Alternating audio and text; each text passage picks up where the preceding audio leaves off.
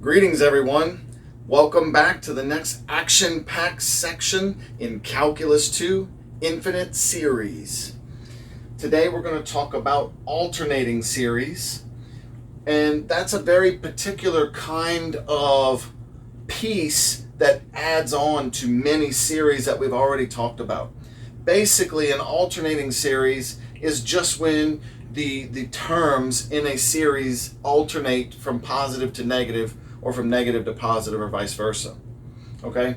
And traditionally, alternating series is one for one, right? One positive, one negative, one positive, one negative.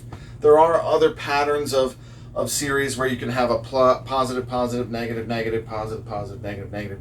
Those are not usually the ones traditionally referred to when we say alternating series, even though there are ways of negotiating those into these theorems, but not for what we need to do. Okay, so alternating series refers to when you have some series and you'll see a negative 1 to the power n, or you'll see a negative 1 to maybe the power of n plus 1, or maybe you'll see negative 1 to the power of 2n plus 1, or, well, no, not 2n plus 1, that wouldn't work. But in any case, you'll see it probably to one of these two powers. And then there are a couple of other things that have the same effect.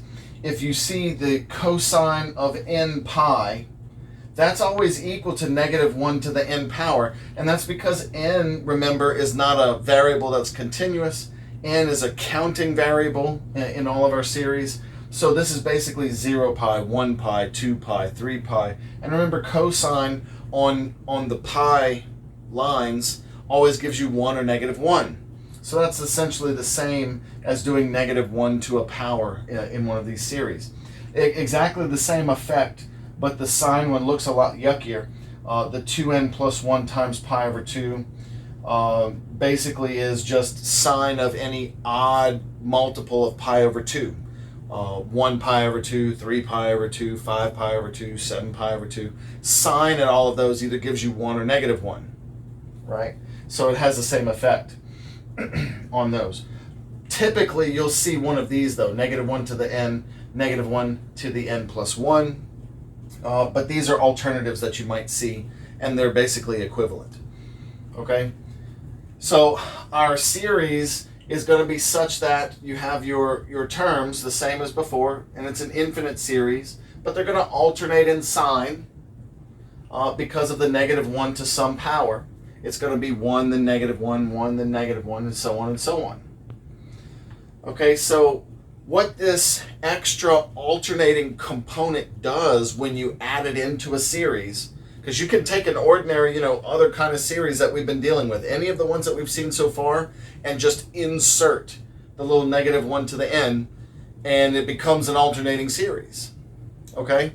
And then that kind of adds this extra little effect. If you can show that something is an alternating series, and typically that's usually a visual inspection, or maybe if it's written out in the list of terms and you see that it is alternating, you just have to be able to identify it as some sort of alternating series.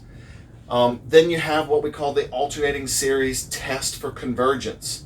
And an alternating series is going to converge a lot more readily than a non-alternating series would. And it's basically kind of like one of the telescoping type of ideas, because you have a bunch of things that are adding out with each other in size, and so a lot of your size is getting cut out because of the plus and the minus and the plus and the minus. So these are easier to make converge, which is why the alternating series test is a little bit easier to get through. Okay? So basically you have two conditions. If you've already identified something as an alternating series, then if the limit goes to 0 of the sequence, right? So if you take the limit of the sequence and that goes to 0, and you can show that it's monotonic decreasing after some point for the rest, for the tail end. We say for all n, remember that's strong language. You can go a slight bit weaker, say for all n after some point, okay? Because then what you can do is you can cut out the beginning terms and say we'll add those later, and then you can do whatever you need to do with the actual infinite part of the series and then come back later. So a lot of times when you see that for all n, that's sort of what they imply. Okay? After some point, it needs to always be decreasing. So it needs to be monotonic after some, typically we like to have it early on at some early point and then on to infinity. Okay? But basically, if you can show that the limit of the sequence is 0 and that the sequence is decreasing monotonically, right, without changing direction, then the alternating series test claims that it is a convergent series. Now let's talk a little bit about why this is so, because I'm not going to go through the whole proof. If you're interested in that, there's a very, very good write-up of the proof in the OpenStax text, and there's also one in probably every other text you could pick up.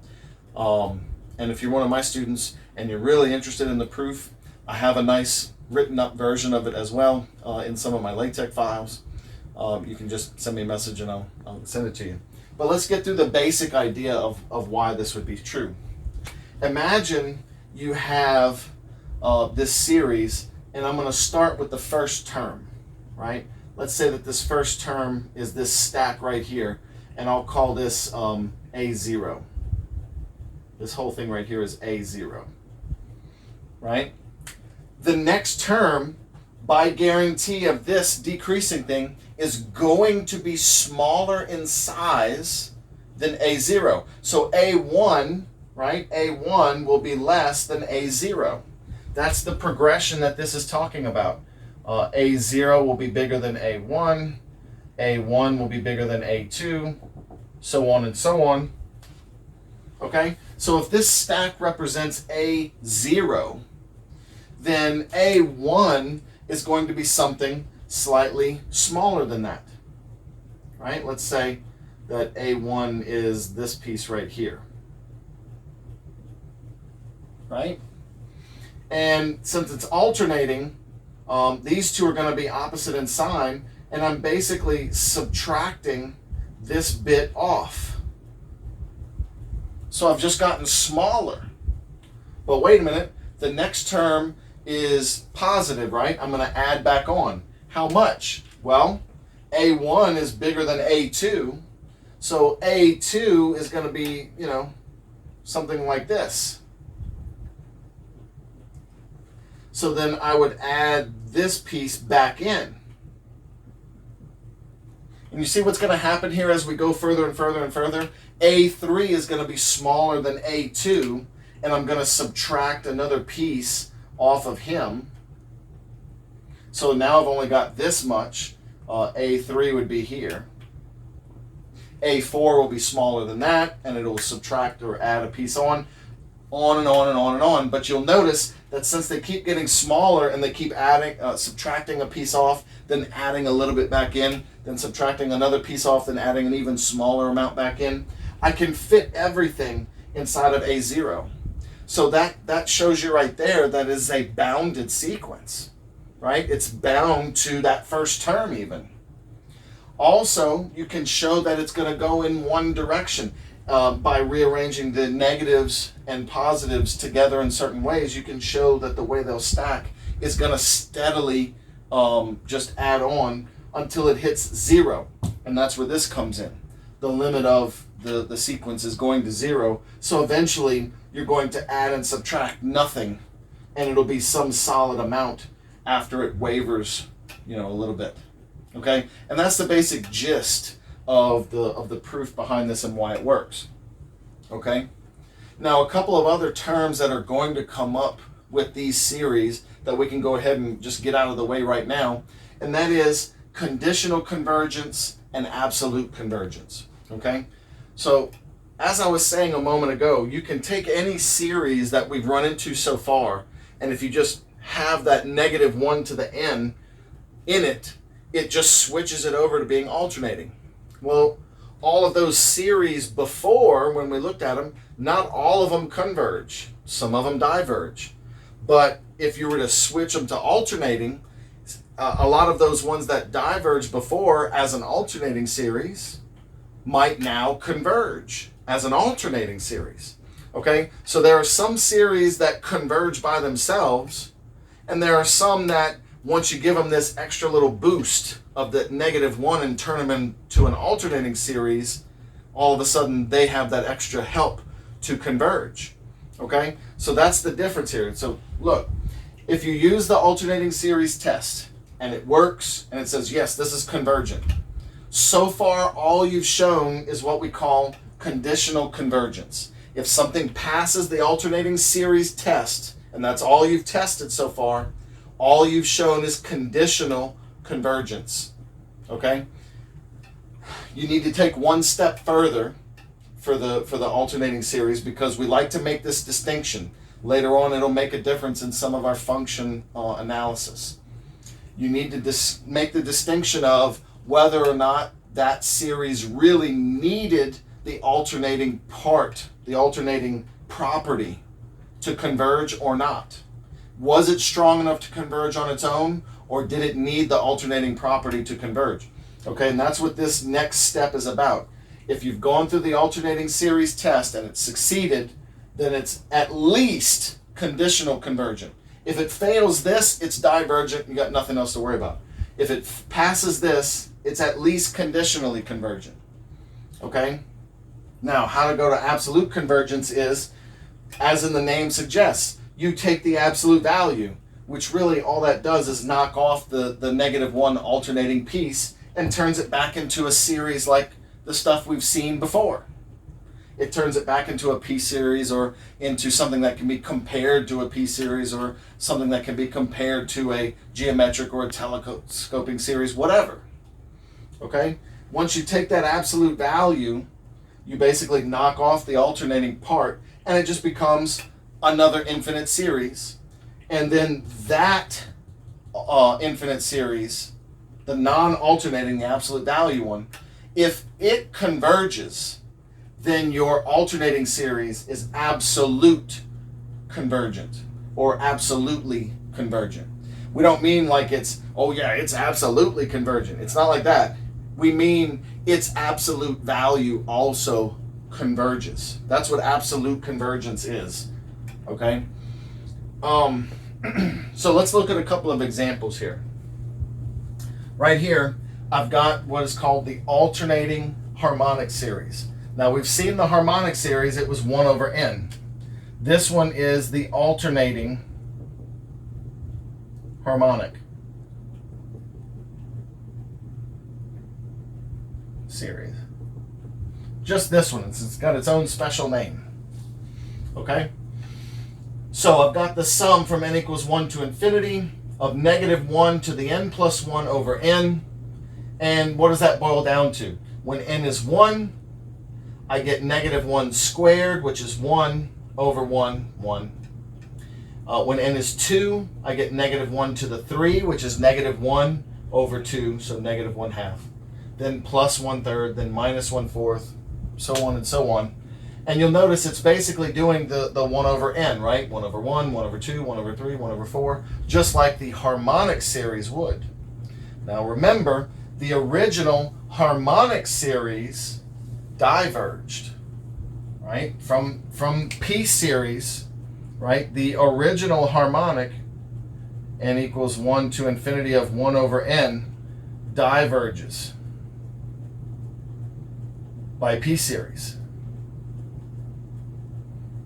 Right? We've discussed that one in several different lectures so far. That one comes up a bunch. Okay? That's one of your divergent P series. But when it's an alternating harmonic right here, I don't have to use the P series test. I can use the alternating series test, which I just have to show the limit of the sequence goes to 0 and that it's decreasing. Okay? Well, you can already see that each term is less than the one before it. Okay, let's just state it officially though. Right here, I can show that 1 over, let me put it right here, 1 over n plus 1 is less than 1 over n. right? We actually proved that before in a previous one. All you have to do is multiply the n's and the n plus 1's, and you get that 0 is less than 1. This is always true. So my a sub n plus 1 is less than my a sub n. So that works for this condition. Okay? Other condition. And the limit as n goes to infinity of 1 over n is 0. Right? That's one of our basic limits that you talk about at the very beginning of Calc 1. Okay? So this series converges. Okay? The alternating series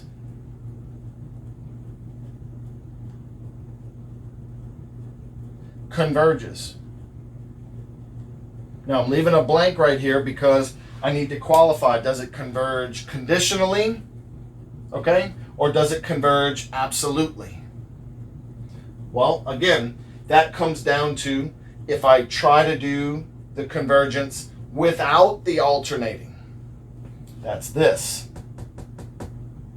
So this sequence, this series, right here, this infinite series converges conditionally.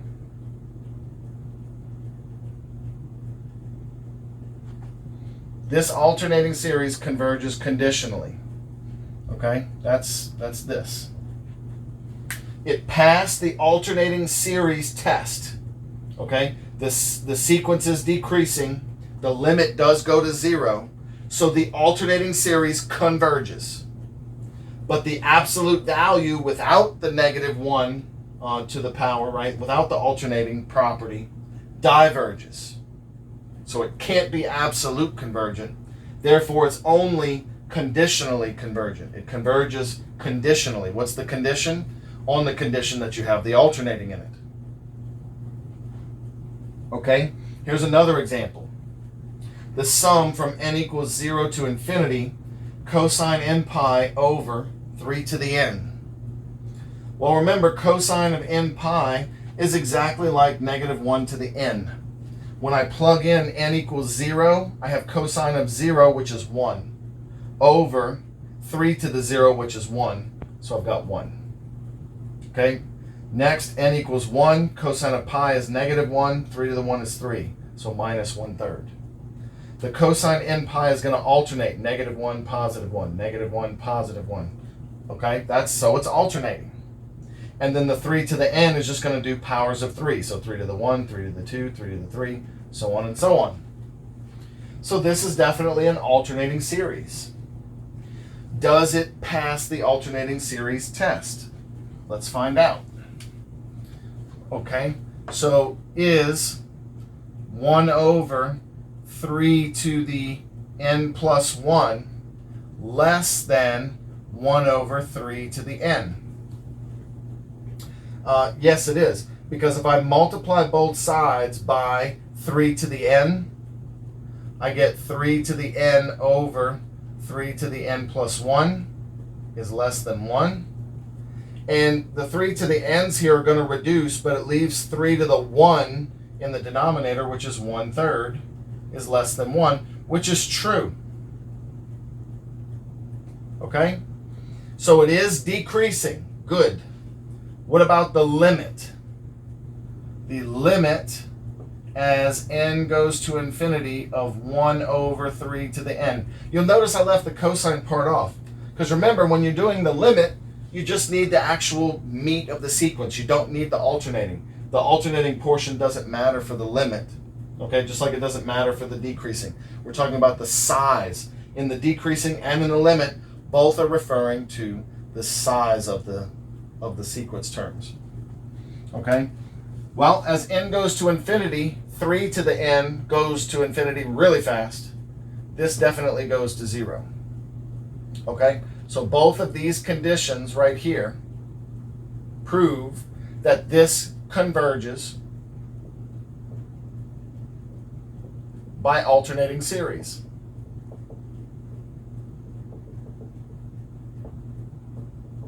Now,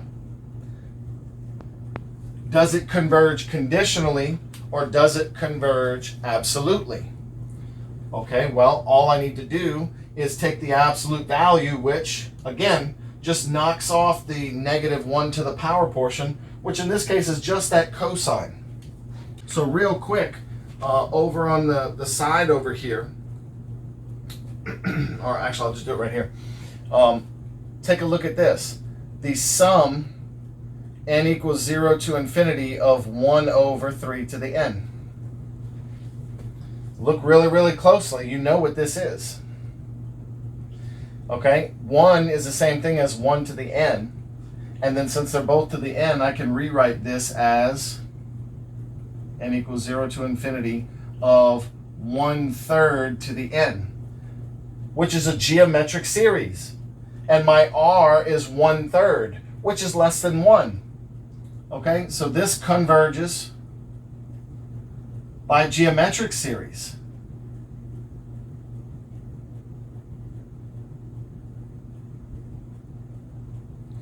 Okay, so what's the overall result? With the alternating and without the alternating, both converge, right? So this guy is absolutely convergent. Converges absolutely.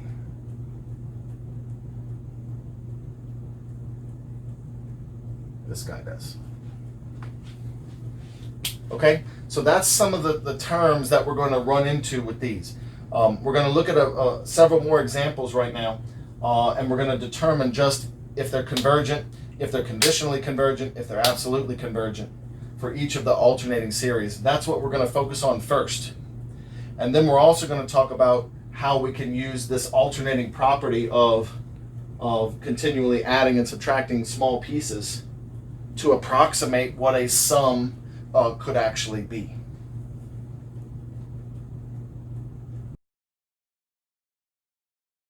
Let's get a bunch of examples done. I'm going to get the 4 examples of divergence out of the way because it's going to feel like a lot of the same stuff that we've been doing in the last few lectures. And then I'm going to move on to some convergent ones, and in the next scene, more convergent ones. Okay? So then, in this first one, I can see that I've got an alternating series because of the -1 to the n. So then I start to investigate the rest of the problem, the rest of the sequence here. And for me personally, I always like to take the limit first. And the reason for that is because I know I'm going to have to do that for the alternating series test. Also, if the limit comes out to be not 0, I can switch without having to write anything else. I can switch to the nth term test, which is automatic divergence. Okay, and I'll show you with most of these, that's pretty much what we're going to do here. So if I take the limit as n goes to infinity of the square root of 3n squared plus 1 over 4n plus 5, this works for 2 different things, right? I know it's alternating, so the limit is part of the alternating series test. So I just start there. Also, if, like I said, if it fails and I get a limit of some number other than 0, I can switch and just say, oh, no, I was always intending to do the nth term test, and nobody will know the wiser. Right? So let's do this limit. I'm going to divide both the top and the bottom by the same term so that I can get away with this. I'm just going to divide both the top and the bottom by the square root of n squared. But in the bottom, I'm going to write the square root of n squared as just n. Okay, so that's what I'm dividing by here. What that's going to give me is the limit as n goes to infinity of the square root of 3 plus 1 over n squared over 4 plus 5 over n. And again, that's completely legal because the square root of n squared and n are the same thing. So I'm essentially dividing by 1, which doesn't change any of the value. Now I can let this limit of n go to infinity, in which case the 1 over n squared is going to zero out, the 5 over n is going to zero out, and I'm left with the square root of 3 over 4. which is not 0. So then let's write a conclusion for this particular series, right? Therefore,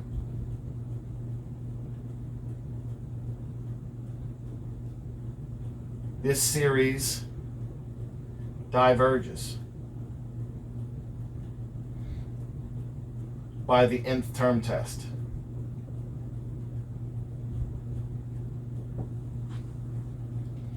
Okay? So remember, you need to write out all of the specifics. In this case, a lot of times with divergence, you get to do a smaller amount of work. Next, right here, okay? This one, I'll do the same thing. I'm going to take the limit as n goes to infinity of the sequence, because again, I'm noticing that it's an alternating series. This is an alternating series, so I need the limit anyway. So limit as n goes to infinity of n to the 4th over 5n squared minus n to the 4th. Well, since n to the 4th and n to the 4th are their matching powers and we're going to infinity, right, I'm going to get the coefficients, 1 over negative 1. This limit is going to negative 1, which is not 0, right? So again, series diverges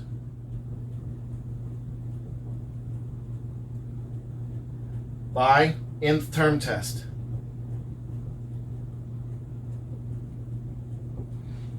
So it's kind of like I'm starting out trying to do the alternating series test, but I keep running into limits that aren't 0, which is an automatic diverge by that nth term test that we learned at the very, very beginning of series talk. Okay, a couple more of those. Right here, I can see that it's an alternating series, right? The negative 1 to the n right there. So then I'm just going to do the limit as n goes to infinity of 4 to the 3n over 9n. I've got an infinity over infinity situation. I can use L'Hopital's rule. I'll take the derivative of the top and the bottom separately. The derivative of the bottom is pretty straightforward. It's just 9. The derivative of the top is the derivative of an exponential, which, as you recall, is itself 4 to the 3n. But it's not base e, so ln 4 is multiplied. Also, the derivative of the inside, 3. And I actually just now made a slight boo-boo, right? What I actually did was a little bit illegal because n is not a continuous variable. So technically, I should say that this limit is equal to, let me go ahead and just rewrite it. Let me do it the right way. I should say that this limit is equivalent to the limit as x goes to infinity of 4 to the 3x over 9x, where x is a continuous variable. Then I can use L'Hopital's rule. X goes to infinity of 3 times ln 4 times 4 to the 3x over 9.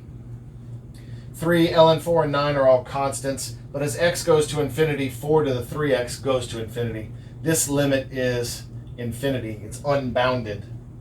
Okay? So this series has the same fate as the ones that came before.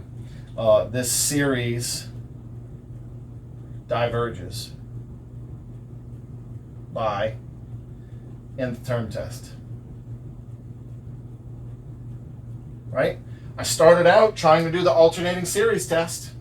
However, I step back and say, oh no, it's nth term test. It always was, right?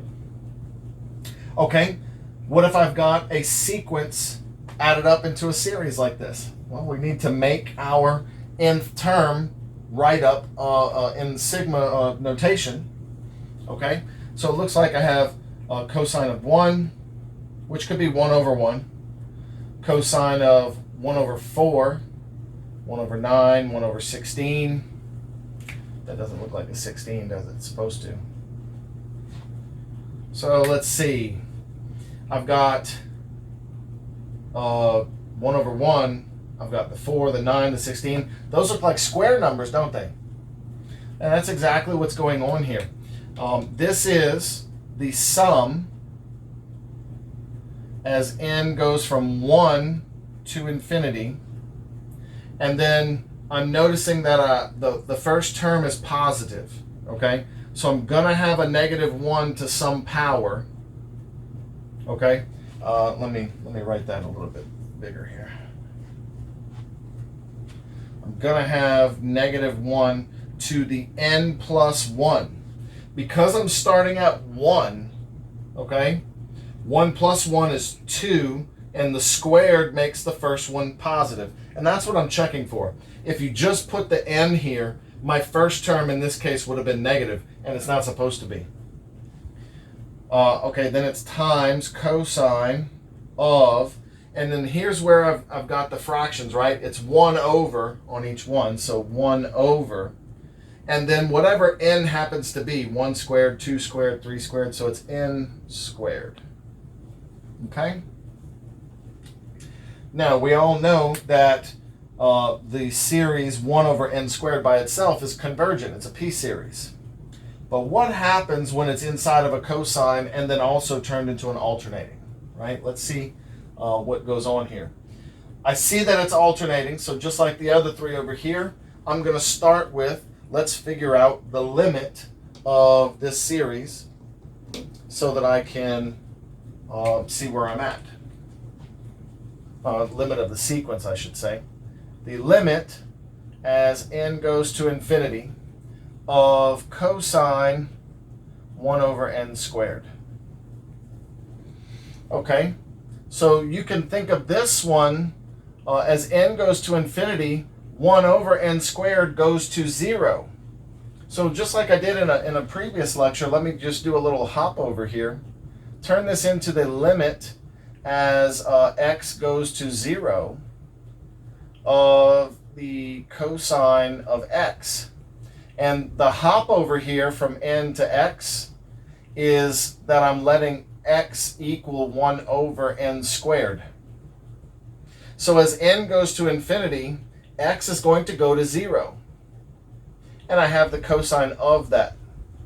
Well, but cosine of 0 is just 1. It's 1. Which again is not 0. Which is bad for an alternating series. And therefore we can say series diverges by nth term test. Okay, so even though I've recognized all of these as alternating series, they're still subject to the big main rule of your limit has to go to 0. And if it doesn't, you're going to diverge. That's just true for any series. Because I'm adding an infinite list of numbers. Well, I'm attempting to add an infinite list of numbers. We're actually using patterns of sequences, right, to show the infinite sum. But in any case, it's an infinite list of numbers, and if they don't eventually vanish, they're going to diverge. Okay? So that's the kind of stuff you need to look for in the structures here. Even though 1 over n squared converges, that cosine, spikes out at a 1 as it gets closer to 0. So, okay, now let's talk about this one. N equals 1 to infinity sum negative 1 to the n over ln of 4n minus 1. Okay? So then, for this guy, I noticed the alternating, of course, right? Right away, we noticed that alternating one. And the limit is very, very straightforward, right? The limit as n goes to infinity of 1 over the ln of 4n minus 1, it does equal 0. It's a very straightforward limit because if I let my denominator become infinite, which ln of infinity is infinity, right? Okay, in hand waving speak, that limit is going to go to 0. So we're through that first checkpoint, right? But that's not the whole thing that we need to show the alternating series test. It is an alternating series. I see that -1 to the n. Okay, so let's show that the sequence is decreasing to finish out the alternating series test. So then what I basically want to show is that the ln 1 over the ln of 4n minus 1, the current term, is greater than 1 over the ln of 4 times n plus 1 minus 1. Okay, now make sure you follow me there. What I did was I took the an term and then I just changed n to n plus 1, and I used parentheses. Okay, so this is just 1 over ln of 4n minus 1 is going to be greater than 1 over the ln of 4n plus 3. Because if I distribute the 4 and then 4 minus 1 is 3. Okay, if I take the reciprocal of both sides, remember that reverses an inequality. So I have ln 4n minus 1 is less than ln 4n plus 3. If I raise both sides with an e base, that can wipe out the ln's, or basically since they're both the same operation, you can just undo them, right? This means that 4n minus 1 is less than 4n plus 3. And if I subtract 4n from both of these, -1 is less than 3, which is always true. Okay, so remember what this means for us is that the sequence is decreasing. Okay, because I showed that this inequality is true by going through this flow of logic here. This inequality is true, and the limit goes to 0. Okay, then it converges by alternating series test. So level 1 converges by alternating series. So where are we at right now? We're at conditional level, right? We've shown that the alternating series convergence is true.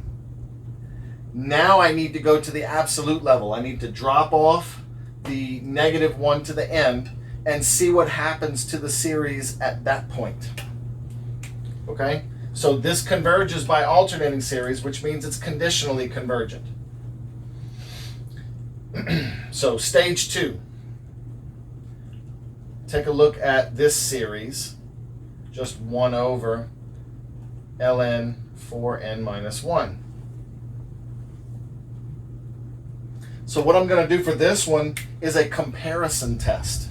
I'm actually going to do a direct comparison. Okay, the first thing I'm going to do is I'm going to compare by using this term right here. It's always true that ln of something is less than that actual something. ln of x is always less than x when x is positive. Okay? And for us, all of our ln's are positive, because if I plug in n equals 1 right here, that's going to be the ln of 3, and that's the first term. Okay? So all of our ln's from then on out, it's all going to be positive numbers in this thing. So then this is always true. Well, what does that mean? It means that this implies that the ln of 4n minus 1 is less than just 4n minus 1 itself. However, 4n minus 1 is also less than just 4n, and that's just plain and simple counting logic, right? If I take something away, if I take 1 away, subtracting, then that's going to be less than if I didn't subtract. Okay? So, what we've shown is that this logarithm here is less than 4n. Okay? So now take the reciprocal of both of those and what you get is that 1 over the ln of 4n minus 1 is greater than 1 over 4n, right? Because that's what happens when you do reciprocals. It reverses inequalities. Also, it makes sense.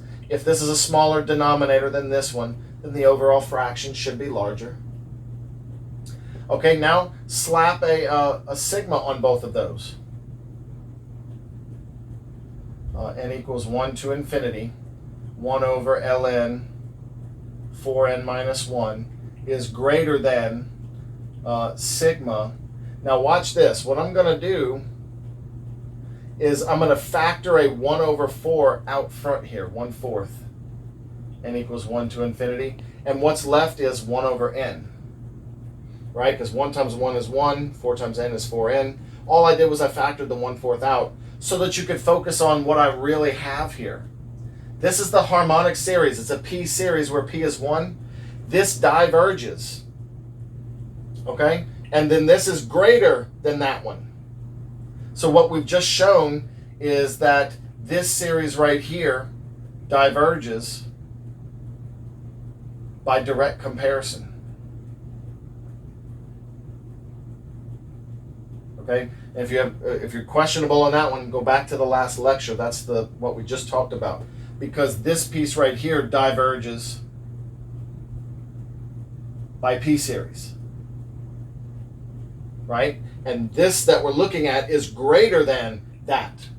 And that's how the direct comparison works. If something diverges and I know that I'm always more, right, then mine is guaranteed to diverge too. So what just happened? The series without the alternating property diverges. But with the alternating property, by the alternating test itself, converges. So, what's the overall answer here? Right? Okay, so then this series right here, let me move this down. Okay, keep this.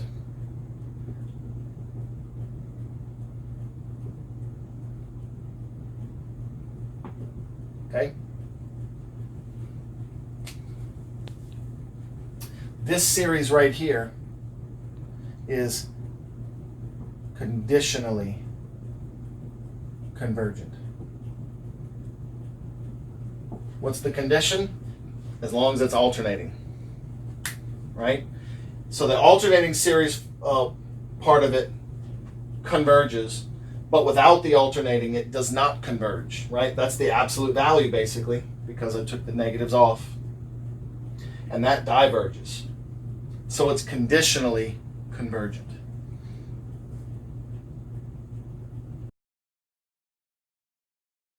Let's get 3 more examples with convergence.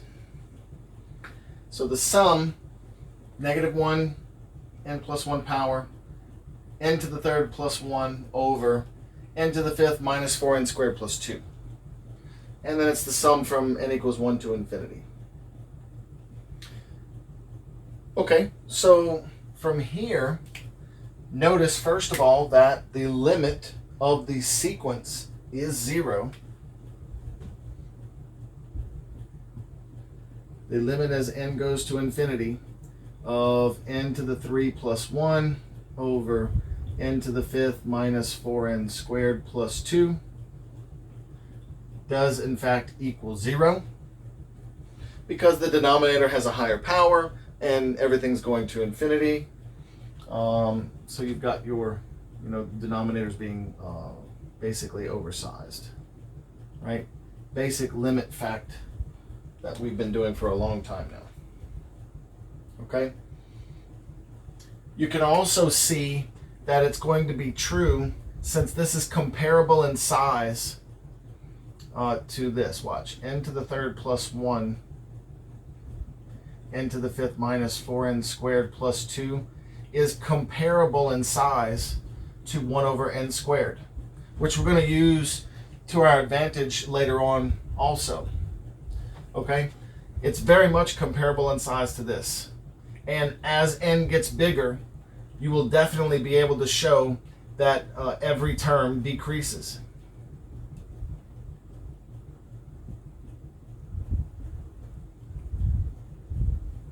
One way you could do that is you could put this into a real variable, x to the third plus 1 over x to the fifth minus 4n squared plus 2, and then take the derivative and then look for the intervals of increase and decrease.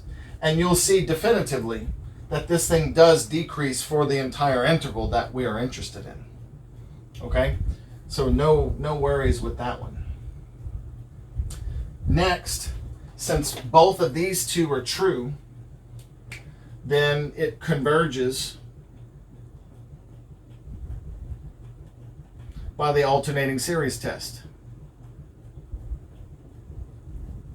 And remember, that's step one.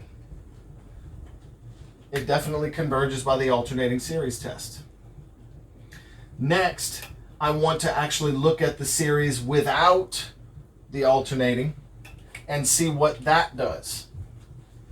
So then what does this series do? Sum from n equals 1 to infinity of just n to the third plus 1 over n to the fifth minus 4n squared plus 2. What I'm going to do is I'm going to compare it.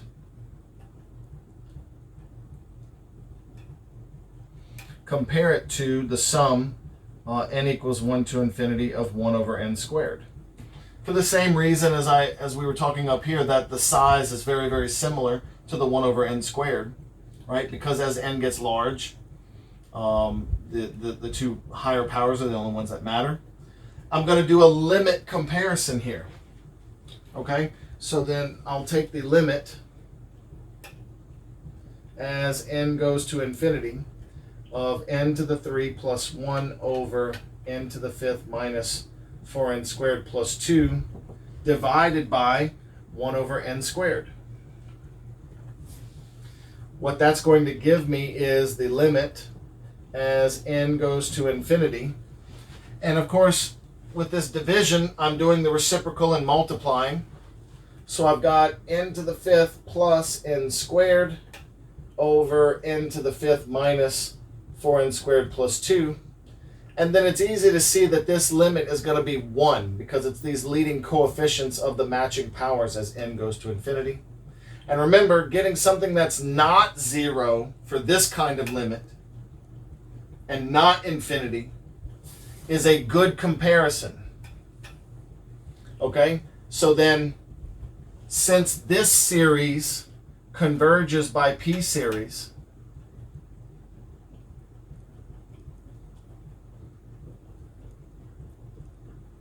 okay, then this good comparison right here says that our original sum, this converges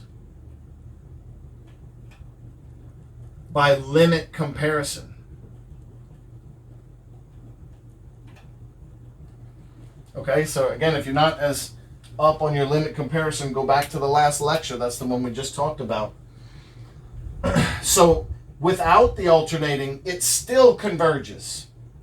Therefore, this whole series right here is absolutely convergent. Series is absolutely convergent. Converges absolutely. And that's the final answer here for this one. And when I say the series, I mean the original one. This is going to be an absolute convergence series. Okay, next. This guy right here, we need to make a pattern out of him. Well, you can already see the counting, right? 1, 2, 3. Hopefully we can then map that over to each of these terms right here. So 1 goes to 2, right? Could be 1 times 2, could be 1 plus 1. 2 goes to 5. So that's plus 3. 3 goes to 10. That's not exactly no, it's not plus 1, it's not plus 3, it's plus 7. So that's not working. 1 squared is 1, 2 squared is 4, 3 squared is 9. Looks like these numbers are 1 off of the squares. Okay, so let's write out our series. I've got the alternating, right? I'm going to start with n equals 1 because that was my 1 here. The first term has to be negative. Okay, so I'm going to put -1 to the n and double check. If I put in 1, -1 to the 1 is negative for the first term. Good. Next, it should be times sine to the 4th of n, which, 1, 2, 3, right? That's good. Divided by n squared plus 1. Okay, so there's my series in question there, right? 1 plus 1 is 2, 2 squared is 4 plus 1 is 5, 3 squared is 9 plus 1 is 10. So the next one would have been over 17, so on and so on. So we need to look at a couple of things here. We need to look at is the sequence decreasing, and we need to look at the limit, right? So let's start with the limit. The limit as n goes to infinity of sine to the 4th n over n squared plus 1. It may not look like it right away, but if you're familiar with your sines and cosines, you should realize this is a very up-in-your-face limit. It definitely goes to 0 immediately. Okay, let's talk about that though. Remember that the sine of anything, right? The sine of anything is going to be less than or equal to 1, greater than or equal to -1. If I raise it to the 4th power, forget about the negatives because the 4th power is going to wipe out any of that. And 1 to the 4th power is 1. So I'm in between 0 and 1 with that numerator. Okay, always. No matter what value is being plugged in there, the size of the numerator never breaks 1. That denominator is exploding to infinity. This is going to go to 0, big time. Okay, what about the decreasing of the sequence? Okay, well, let's take the maximum, 1. If I have 1 over n squared plus 1, is that going to be more than the next term, 1 over n plus 1 squared plus 1? Okay, now notice I'm doing this comparison like they're both 1s. That's the most that this could be. Okay? So in this comparison, I could actually stick the signs somewhere in between. But the point of the matter is, as n gets large, okay, it doesn't actually have to get very large. Okay, n could literally be like 3 or 4. And as you can see, the 10, then the 17, then is already going to be way bigger than 1. So it doesn't matter what decimal you pick in between here. The next term is going to be a lot smaller. Okay? Because we're talking about the denominator growing extremely fast. Okay? This may not be true at the very beginning. This is always true. This inequality is always true. Okay? Because the denominator is doing nothing but increase. Okay? So this is always true. Because my sign is in between 0 and 1, there might be a few terms at the beginning that will fluctuate a little bit, because the denominator is small enough to not control it yet. As soon as you get to the 3rd or 4th term, this thing is going to always be true, even with the sine to the 4th in there. The denominator is just going to be too big. And every time that denominator gets bigger, the term is just going to keep getting smaller every time, no matter what that sign value is. Okay? So it does decrease, right? A sub n is greater than or equal to a sub n plus 1. Okay? For enough of the n's, for the infinite part of it. Okay? So therefore, converges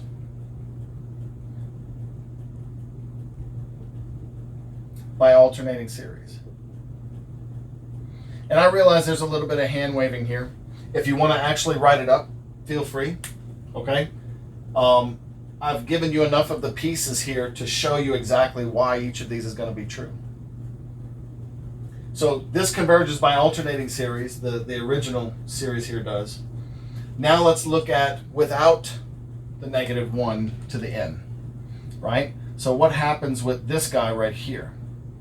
N equals 1 to infinity of just sine to the fourth of n divided by n squared plus 1. Okay? Well, we've already shown enough here to do several things. One, I can already see that I can use a direct comparison right here. The sine to the fourth of n is going to be less than 1 or equal to it. Okay? If I divide both sides by n squared plus 1,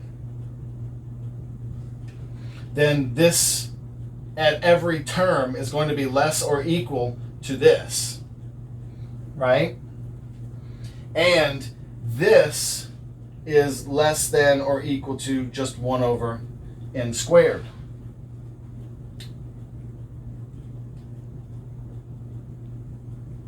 Right? Because my denominator is larger.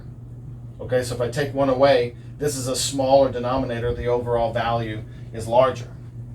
Okay, therefore, this series, this sequence right here is always less than 1 over n squared. Well, that means I can do a direct comparison here. Okay, I can directly compare this series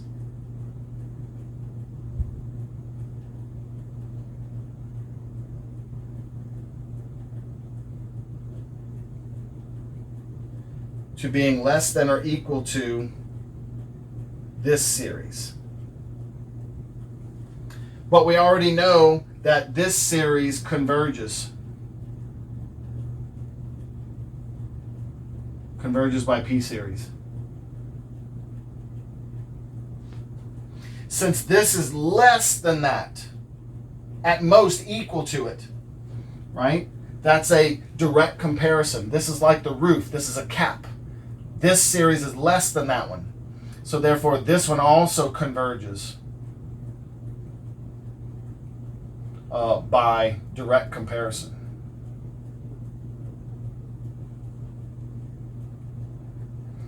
Okay, so it converged in the alternating version and it converged in the non-alternating version, right? So therefore, the final answer on this one is that this is a converges absolutely.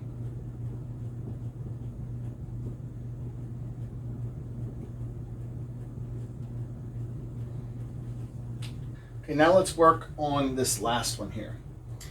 I have the sum from n equals 0 to infinity, negative 1 to the n, and then I have 1 over 2n plus 1 factorial. Okay? So let's take this series and let's start with the beginning pieces, right? The beginning pieces meaning let's do the limit as n goes to infinity. 1 over 2n plus 1 factorial. And this is obviously going to be 0. Even without the factorial, that would go to 0 because the denominator is going to get large. The factorial makes it get large almost immediately. This thing goes to 0 so fast it's crazy.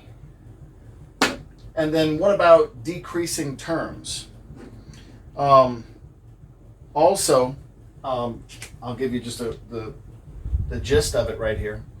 Obviously, if I have 1 over 2n plus 1, that's going to be more than 1 over 2 times n plus 1 plus 1. Right? If I increase the number in the denominator, that's going to give me 2n plus 3. 1 over 2n plus 1 is going to be greater than 1 over 2n plus 3. Now just add on factorials, right? This is a further multiplication. Adding on the factorials just makes it even a stronger case of that one's going to be more than the other one. Okay, so it's definitely true here also that the a sub n is going to be more than the next term, a sub n plus 1. So this is true. The limit is equal to 0. So we can make the first statement that this series converges by alternating series.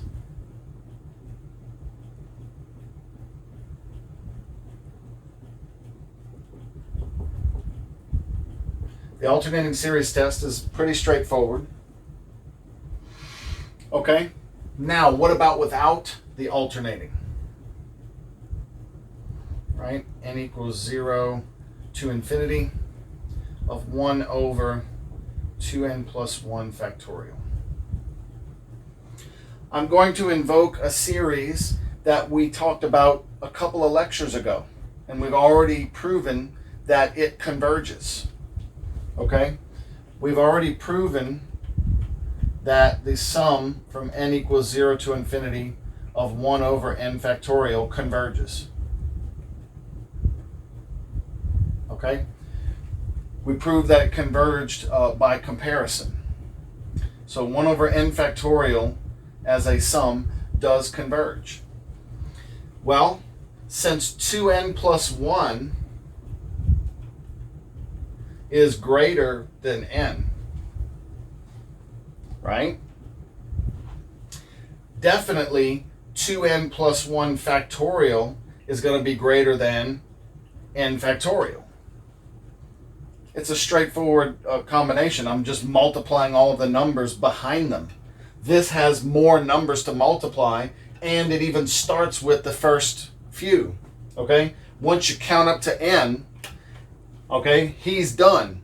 But this other guy still has another n terms after that, plus one more. So this is obviously always going to be bigger than that one. Okay? And then therefore, in retrospect, 1 over this one is going to be less than 1 over that one, because that denominator is bigger than that one at every step of the way. Okay? Therefore, this sum is going to be less than that sum. It's just the way it works, right? And since this one converges, therefore this series is going to converge by direct comparison. Okay? Therefore, this series is absolutely convergent.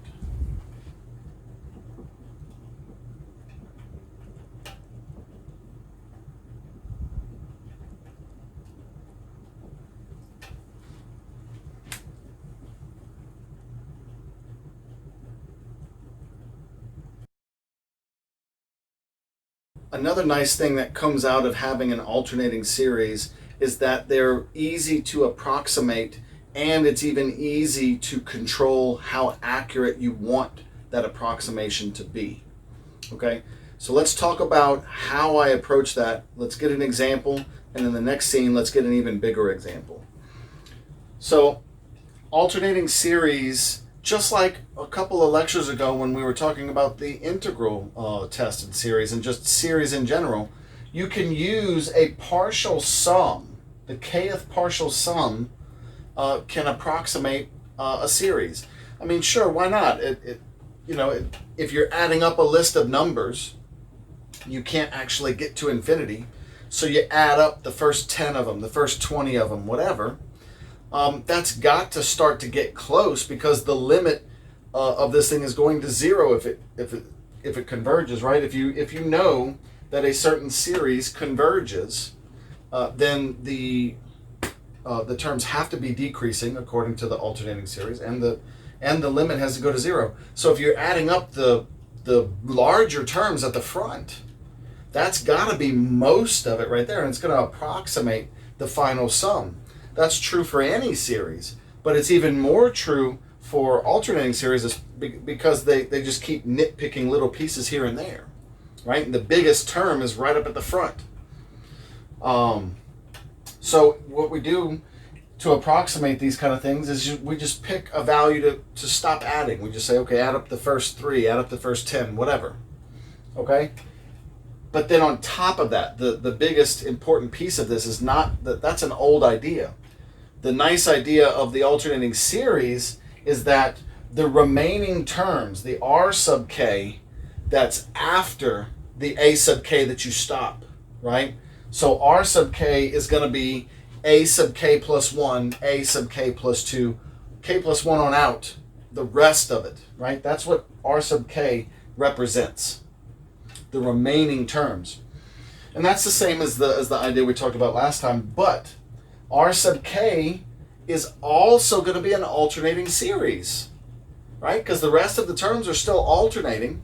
And remember, back from the first scene, the way alternating series works, the biggest term is right up at the front, and then the next term is just cutting a little piece out of that, and then the next term out of that is adding a little piece back, and then the next piece out of that is cutting a little piece. So just think of this like zooming in on one piece, right? So I'm doing the alternating series where I have the big one, cut off a small piece, add a little piece back, but then zoom in wherever you stop. And the remainder, the rest of the little nitpicky pieces that are being added or subtracted, the remainder is also a small alternating series. Well, that means that the total sum of RK as an alternating series, the total sum has got to be less than the very first term that was neglected. The very first term that's in the remainder is going to be bigger than the summing up the rest of it.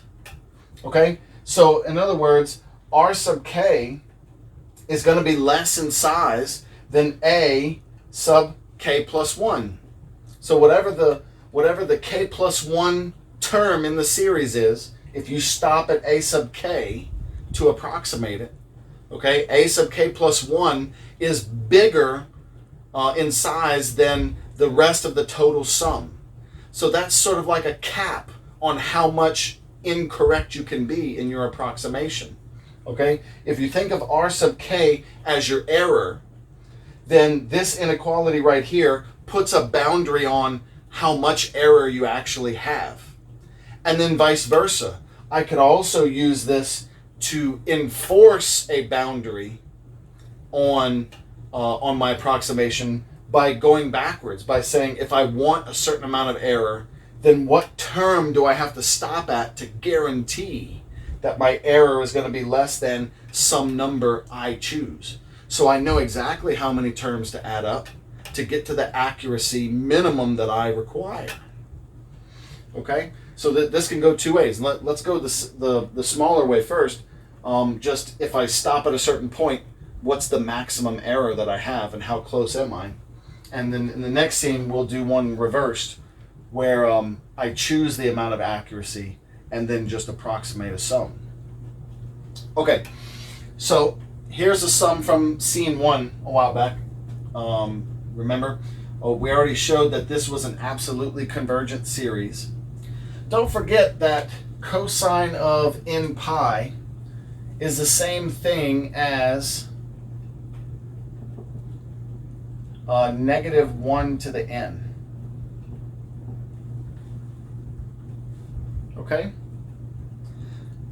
I hope you notice right away that we actually don't need to approximate this one. I want to use this one as an approximation so that you can see that we do actually get close, but we don't actually need to approximate this one because that's a geometric series that converges, and we actually know how to find the total true sum of that.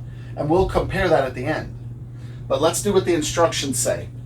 Use A3 to approximate the total sum A, and also give the maximum amount of error that our approximation is off of the actual total. Okay, so A3 is just A0 plus A1 plus A2 plus A3. Right? Now, of course, it's alternating, so I'm actually including the negatives inside of my terms for the moment here. Okay, so that's going to be 1 minus 1/3 plus 1/9 minus 1 over 27. Right? Because the negative 1 is alternating in there, but it starts out as a positive because it's to the 0. 3 to the 0 is 1, then 3 to the 1, 3 to the 2, 3 to the 3. Okay, now if I just do a common denominator of 27, right? That's going to be 27 minus 9 plus 3 minus 1. And I get 20 over 27, which that is the decimal 0.740740. It's actually repeating 740 over and over and over again. Okay, so there's our approximation. We are approximating the total sum just with these first four terms here up to n equals 3. Right, so a sub 3, we're up to there. Okay, so how far off are we? Our error is equal to the total sum of r sub 3. And that total sum in size is less than a sub 4. The first neglected term, oh, not capital A sub 4, little a sub 4. Right? The first neglected term. In other words, after A3, what's the very next term? I would have done A4. Okay? So then my error is less than the absolute value of A4, which is going to be 1 over 81. Okay? 1 over 81 is 0.01234567 and that's actually repeating. Okay, but don't pay attention to all the rest of the decimals. Just notice that our error is less, not equal, it's less than 0.01. That's pretty good, right? Our error is less than 100th-ish, right? It's less than a 100th of something, okay? So that would be one thing that you may have to do in one of these series. You may have to approximate the series with a number of terms, and then you would have to give how much off are you at most, right? This is the most that we could be off. Our error is actually a little less than that. Let's figure out what our true error is here by doing this as a geometric series. Notice that this is the geometric series sum n equals 0 to infinity of negative 1/3 to the n. 1/3 is less in size than 1, so it does converge. The first term is 1, so it's 1 over 1 minus negative 1/3. Multiply by 3, and you'll have 3 over 3 plus 1, which is 3/4, which is 0.75. Right? We're at 0.741, basically, right? Because this would have rounded up to 1 if we had approximated it that way. So we are truly less than a 100th off. If you do 3/4 minus 20/27, okay, that's going to be 1 over 108, which is 0.009 and some other garbage after it, right? 925 repeating.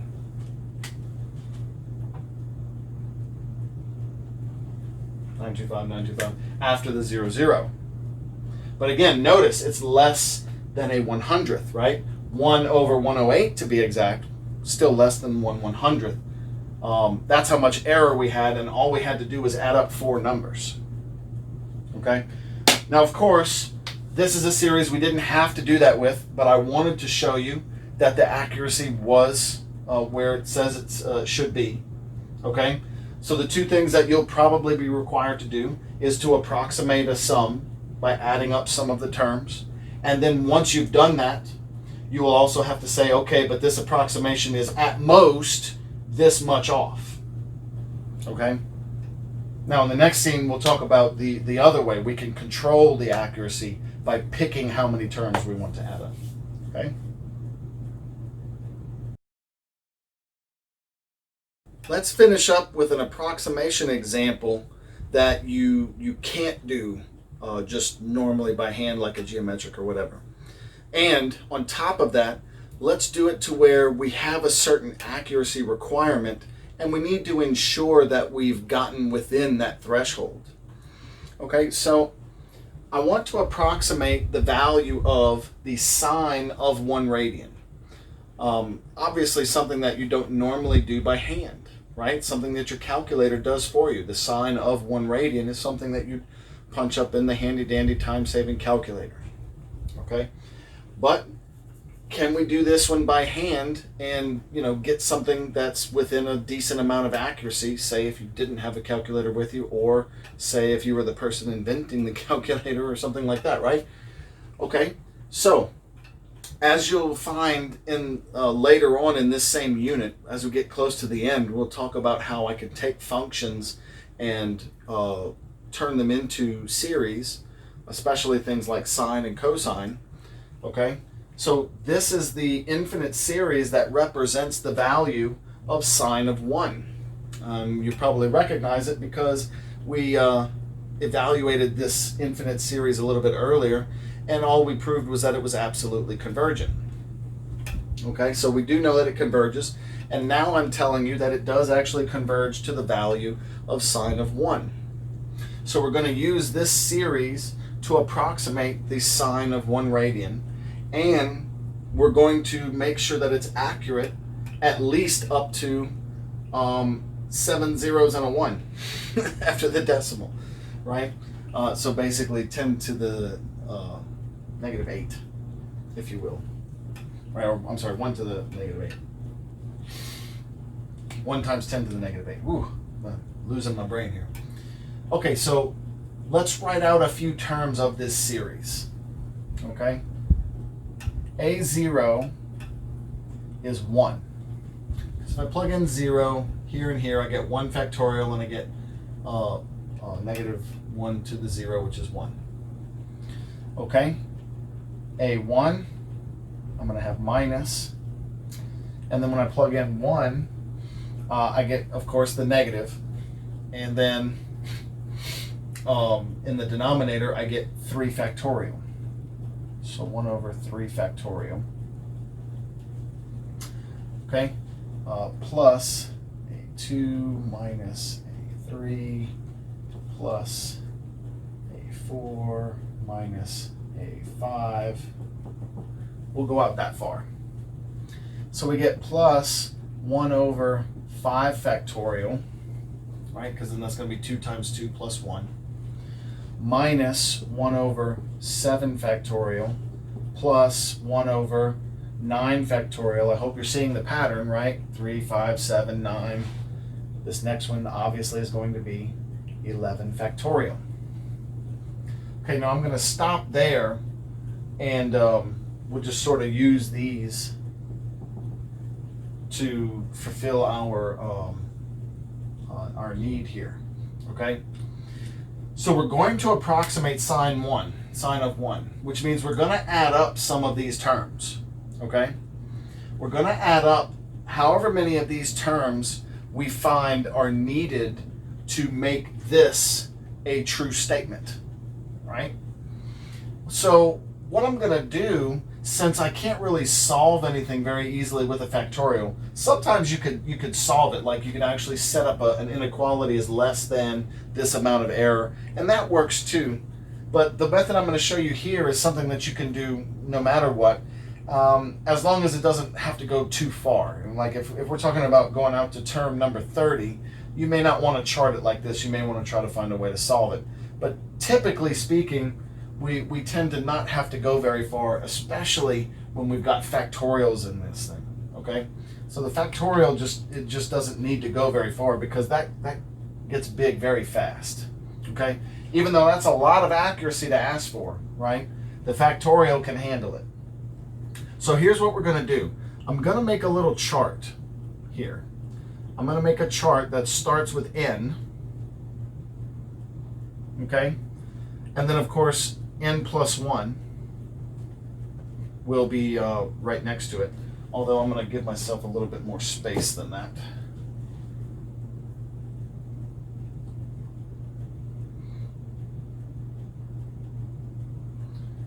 plus 1. And then r sub n is going to be less than a sub n plus 1. Remember, that's our error, right? Our r sub n is the remaining terms that I cut off if I do a sub n.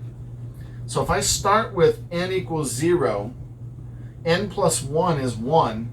So we're saying that r0, in other words, all of the terms, okay? This is a0. That's an approximation. Just 1. Oh, okay. And then the rest of this would be r0. We're saying that that's less than a1 in size. Now, an absolute value of a1, right? So technically we're saying that the error is less than that. And a1 is 1 over 3 factorial, right? 3 factorial is 1/6. Okay? So then my error is less than 0. Half of a third is 1.66667. Yeah. The 6 is repeating there. Okay?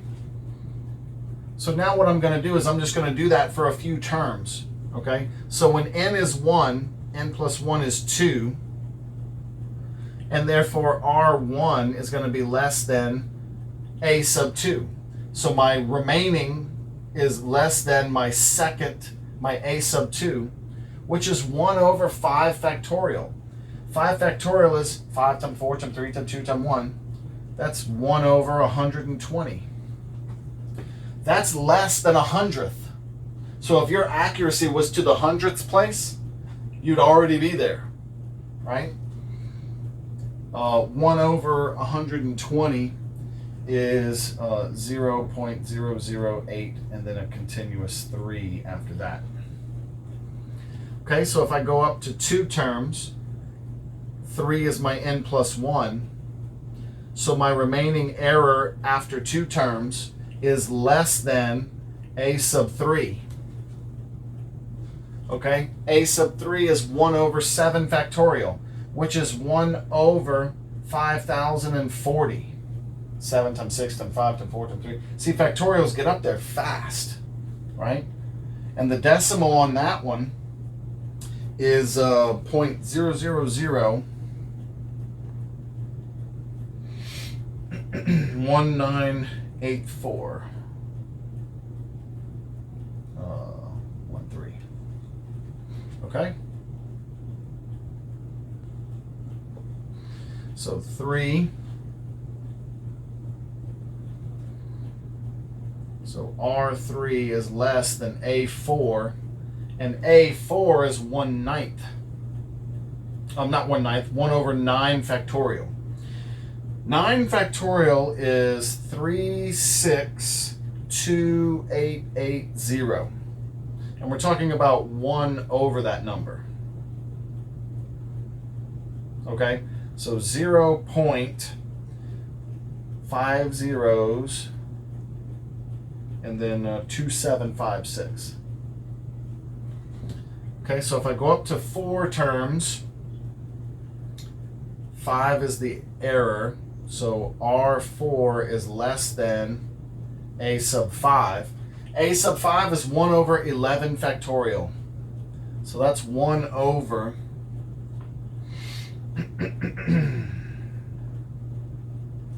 399,168,00, which is 0.3456725, right? And then where do we need to be? Right? 1, 2, 3, 4, 5, 6, 7, 1. We need to be less than that. 1, 2, 3, 4, 5, 6, 7, 2. We're almost there. We need to go 1 more term. Okay? So let's go 1 more time. The 5th term, well, not 5th term, the n equals 5 term. N plus 1 will be 6. So the remainder after 5 terms will be less than a sub 6, which is going to be 1 over, in the pattern, that's going to be 13 factorial. Okay? So 1 divided by 13 factorial.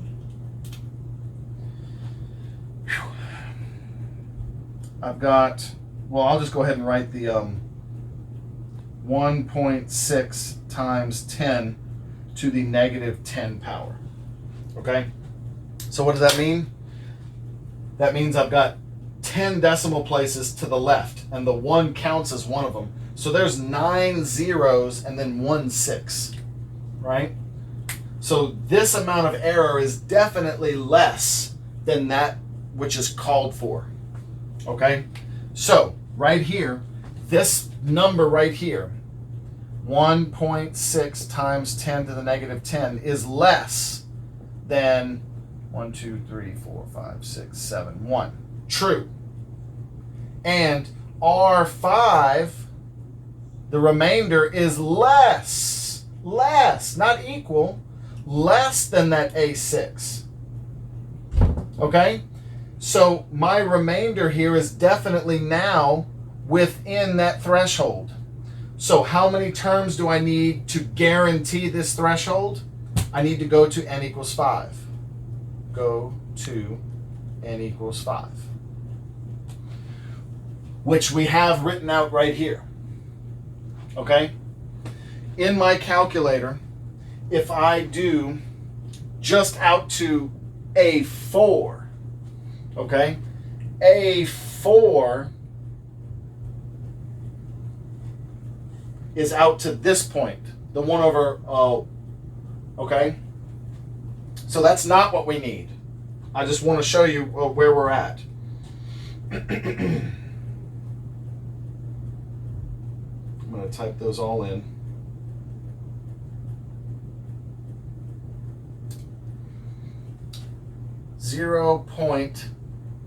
.84. I'll just go ahead and put 147,101. A5. Now that's the one that this is actually telling us to do. Okay? A5, when I punch that into my calculator, gives me 0.841470985. That's what is the entire display on my calculator. That's the entire display. Okay? Now, I'm in radian mode. Be sure you're in radian mode on your calculator. I hit sine of 1. And I hit enter. And I want you to notice that the sine of 1, as far as the display goes, is the same as this.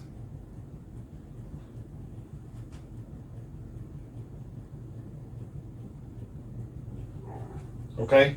So as far as the display on this small calculator is concerned, just by adding up these 6 terms right here, I was able to get a highly accurate approximation of the sine of 1 radian.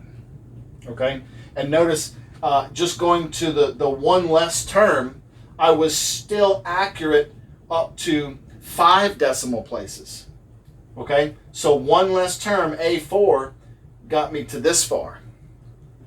And then, of course, the 9 and the 0 would round to 1. So it's pretty close. Pretty close. Okay? So this is one thing that you can do with things that you can't solve. And you can actually do it with any alternating series. You just simply map out how many terms you think until you get the error.